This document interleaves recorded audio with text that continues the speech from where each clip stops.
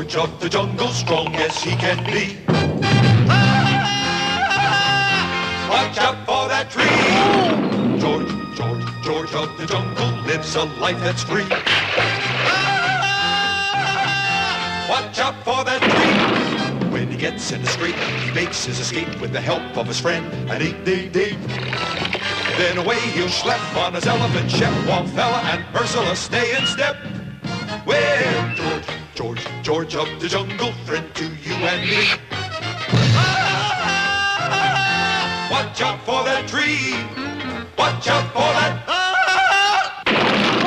tree. George of the jungle, friend to you and me. George of the jungle, strong as he can be. Watch out for that tree. When he gets in the scrape, he makes his escape with the help of his friend, an 888. Then away he'll schlep on his elephant ship, while Fella and Ursula stay in step. Well, George of the jungle, friend to you and me. Watch out for that tree.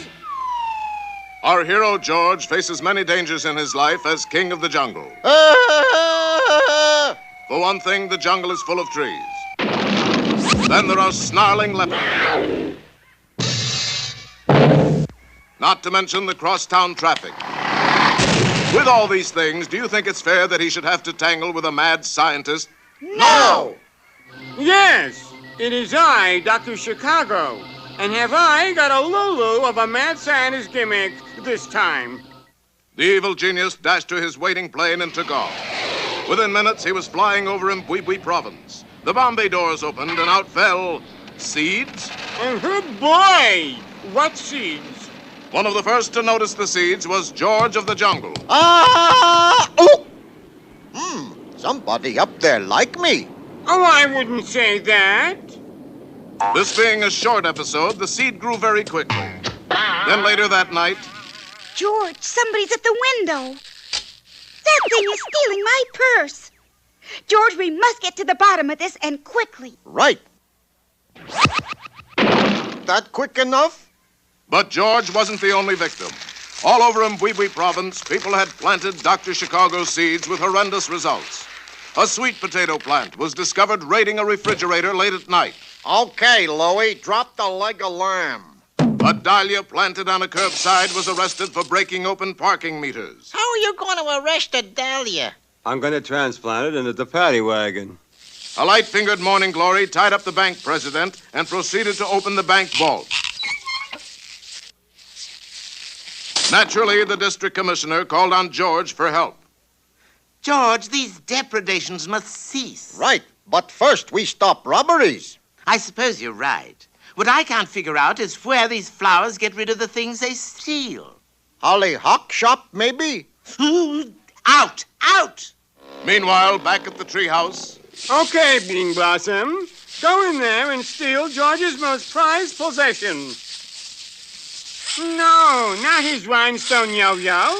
His mate. But the mad doctor hadn't reckoned on the sharp-eyed Tookie bird. Eat, Tookie. Steal Rhinestone Yo-Yo and Ursula? That's infuriating. Dr. Chicago has made off with your true love? Yes, Rhinestone Yo-Yo. What's an Ursula? That's your mate, George. Oh, that long-haired fellow who never shave? That's the one, and you must rescue her. And Yo-Yo. And Yo-Yo, yes. George, go. Ah!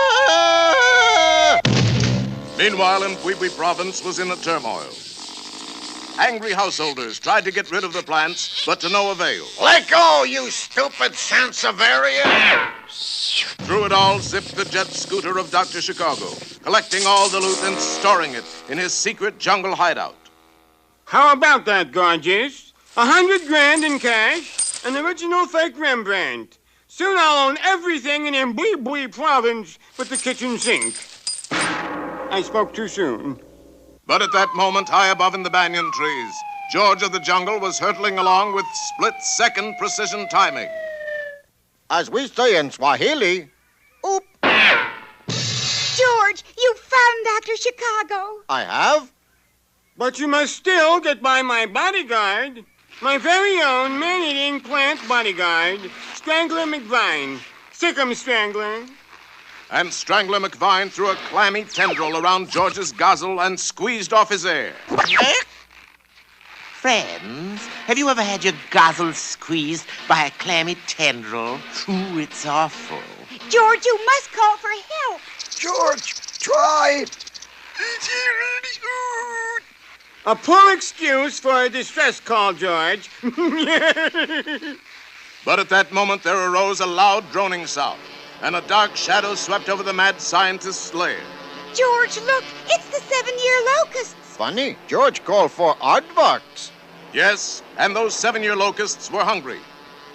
Seeing the huge bounty of Dr. Chicago's quick-growing plants beneath them, they peeled off in dining formation.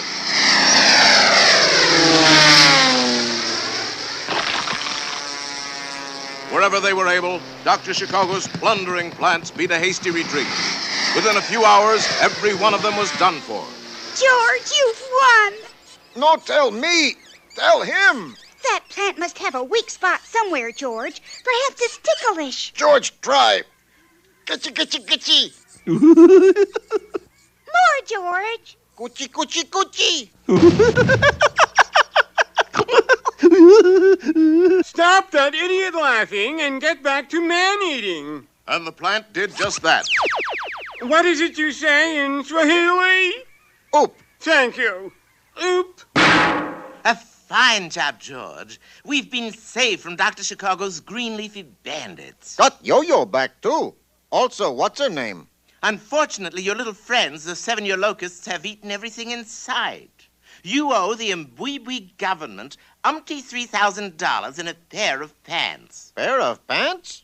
Your insect buddies chewed the breeches off of one of our leading citizens. George, get pants right away. Do hurry, George. There's a nasty draft.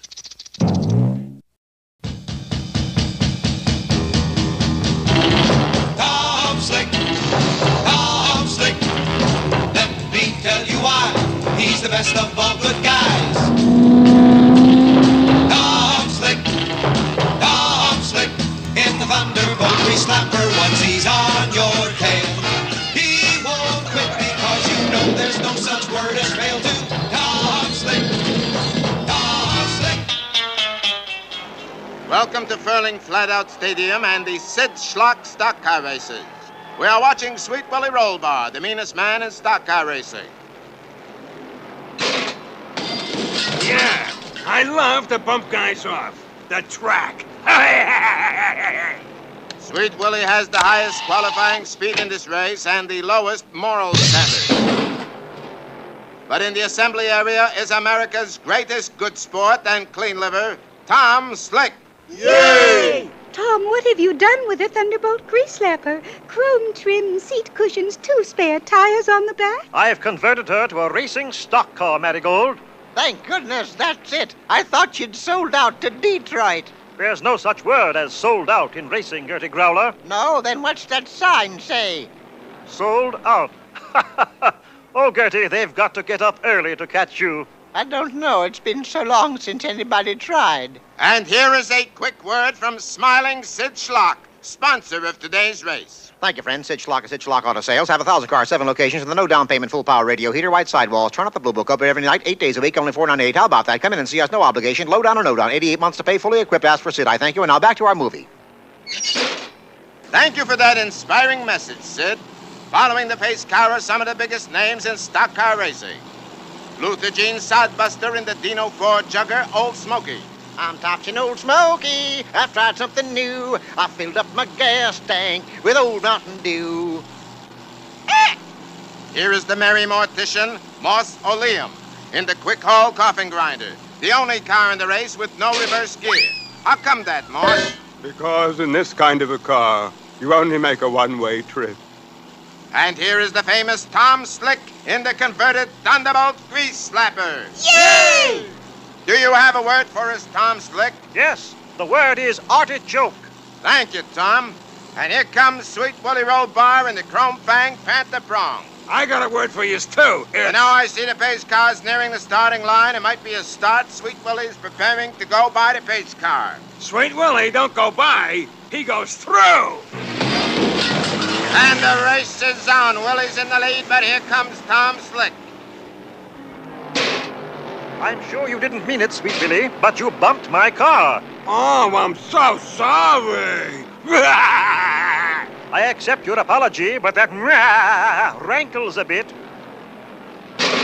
Uh-oh, Tom's car is in trouble. It's spinning off the track into the infield. Confound that careless fellow. I'll need protection against his erratic driving. Here, Tom, put these rubber bumpers on the side of your car. Good idea. Where did you get them, Marigold? I borrowed them from that baby buggy over there. Rubber baby buggy bumpers?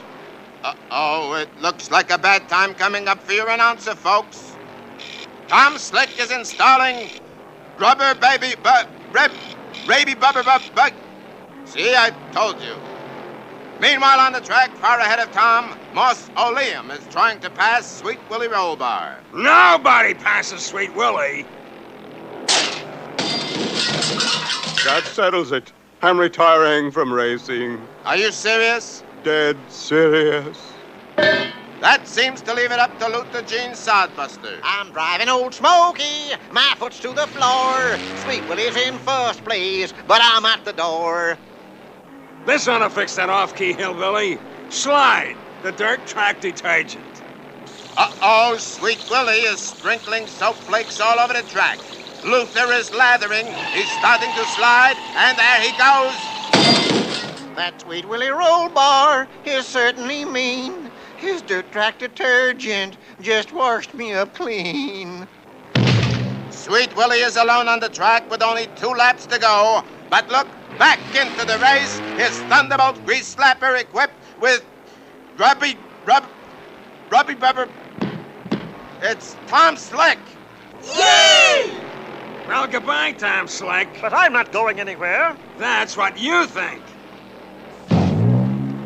Gertie, the rubber baby buggy bumpers did the trick. Tom's ahead. Hey, nobody passes Sweet Willie Rollbar. But I just did. Nobody passes me more than once. Now Tom is gaining a full lap on Willie. But I still got a trick up my sleeve. It's my trusty injector razor. I'll cut his tires to ribbons.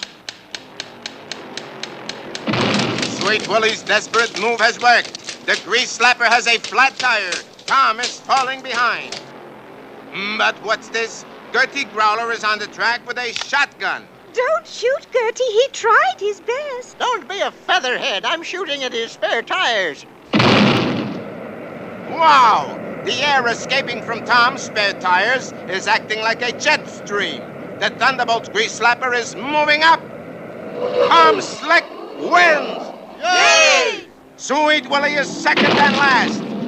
Like I say, Sweet Willie don't go by. He goes through. And there is the winner, the Thunderbolt grease slapper with optional rubber big baby bunkers. Baby, rubby bubber bump, bakey bumpers. Raby bumper, rubber. But, Tom, how did you beat Sweet Willie with a flat tire? I didn't beat him with a flat tire, Marigold. I beat him with American know-how. He's right, hon. I'm beating him with a flat tire.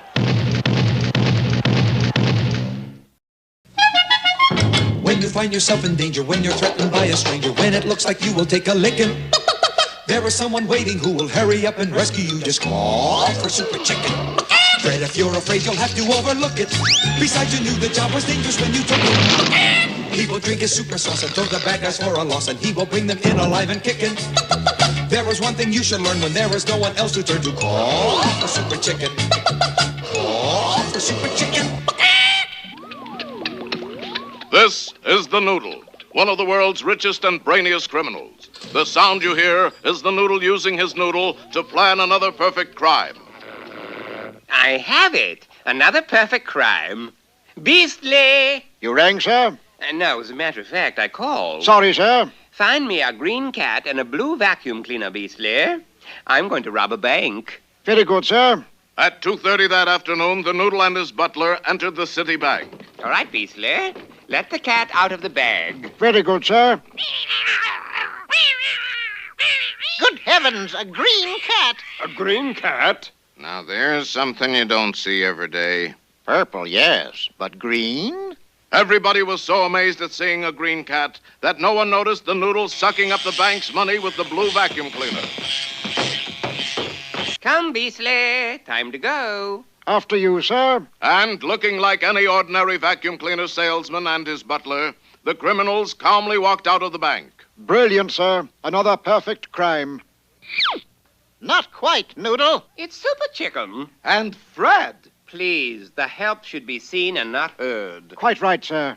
Now let's see how you like my super vacuum cleaner. You may have got the money, Super Chicken, but you shan't get me. Light the rocket on my back, Beastly. Very good, sir. He's getting away. Never. Light the rocket under my cape, Fred. I could have sworn I had a rocket back there. Must be in your other cape. Later, back at the Noodle's apartment. Super Chicken foiled me again. Yes, sir. It's no fun committing perfect crimes if I always get caught. No, sir. I must get rid of Super Chicken. Yes, sir. How, sir? Well, how else? I'll use my noodle. And in the incredibly short time of 2 minutes and 18 seconds, the Noodle had it. Beasley, get me a 7-pound watermelon. A watermelon? I don't get it, sir. Super Chicken will. A short time later, the Noodle was flying high over the city in his jet plane. 3, 2, 1. Drop the watermelon, Beastly. Very good, sir. The Noodle then landed, drove his limousine back to the city, and stopped in front of a bank. Ah, yes. Here comes the watermelon right on course. Paint an X on the sidewalk right there, Beastly. Very good, sir. Now to bait the trap. I am going to rob this bank. Aha! I heard you with my super hearing. And he saw you with his supervision, too. If he had any supervision, he wouldn't be standing on an X waiting for a watermelon. Watermelon? What watermelon? That watermelon. Super Chicken, are you all right? I beg pardon, sir. I don't think we've met. Super Chicken! Glad to know you, Super Chicken. Aha! My plan worked. That watermelon hit Super Chicken in his one weak spot, his head. His memory is gone. You mean he has anomie? You mean his memory is gone? Exactly. Super Chicken is now just another dumb cluck. Come, Beastly, we have work to do. And as Super Chicken stood calmly by, the Noodle robbed the bank and strolled away. He's getting away! Here, drink some super sauce. It may help your memory. Sorry, Harvey. I never drink with strangers. Free to do as he wished, the Noodle began a rampage of crime, robbing bank after bank. Please, Super Chicken, you've got to remember. Say, aren't you Roger Wilcox? It's no use. Like Super Chicken would say if he were here, if you want a thing done, and you want it do, and you do it right, yourself, it's no good. I just can't deliver one-liners. But Fred did drag the befuddled chicken into a nearby phone booth and changed clothes with him. Now for the super sauce. Then I, Super Fred, will catch the Noodle. Ah! The super sauce went to work and quickly transformed Fred into a crumpled heap on the ground. I guess it just doesn't work on lions. Still determined to capture the Noodle, plucky Fred took the fuzzy-minded chicken to the super coop, put it into high gear, and shot it into the air.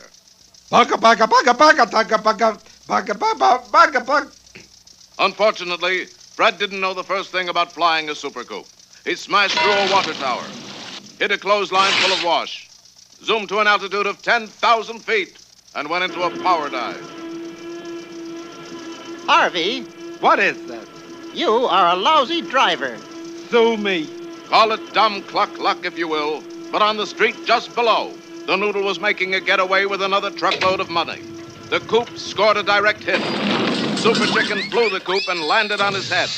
The force of the blow restored his memory. You are under arrest, Noodle. I guess I'm really in the soup this time. And you know what kind, too. Yes. Super Chicken Noodle Soup. With the Noodle and Beastly safely in jail, Super Chicken returned to dig his friend Fred out of the wreckage. Are you okay, Fred? I don't believe we've met, stranger. Oh, dear. Yes, as it turned out, Fred had a weak spot, too. So when you hear that cry in the sky, you'll know it's Super Chicken and Harvey, Roger, Floyd. Prudence. Stay tuned for next exciting program starring Tom Slick, Super Chicken, and George of Bungle. That's Jungle, George. I think he was right the first time.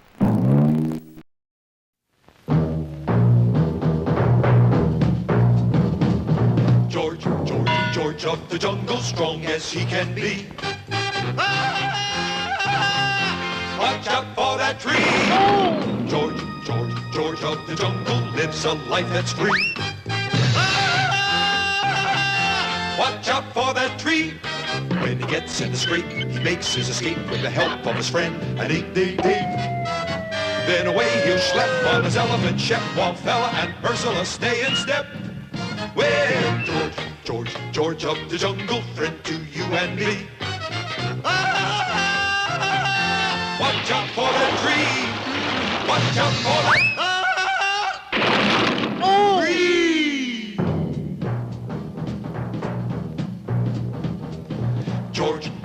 George of the jungle, friend to you and me.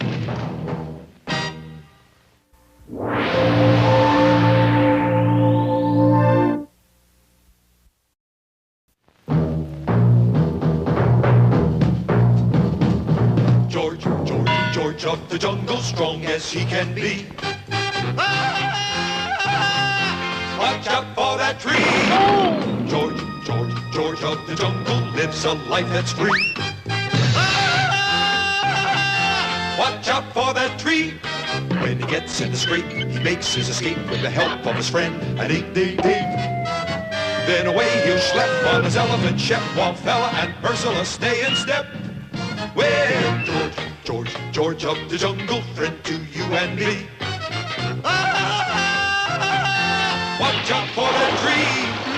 Watch out for that tree.